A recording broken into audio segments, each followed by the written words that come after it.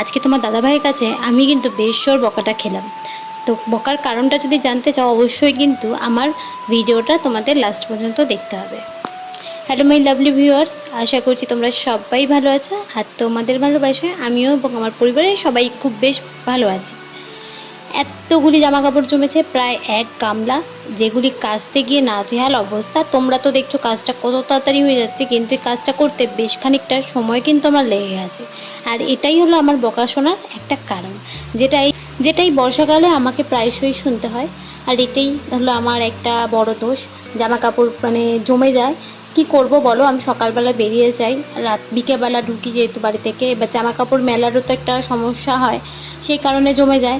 আবার তোমাদের দাদাভাইকে তো সেটা আমি বোঝাতে পারি না, এই কারণেই আমাকে বকা শুনতে হয়। আর তোমরা তো কাজটা খুব দেখছো, খুব তাড়াতাড়ি হচ্ছে, কিন্তু কাজটা করতে অনেকখানি সময় লেগে গেছে।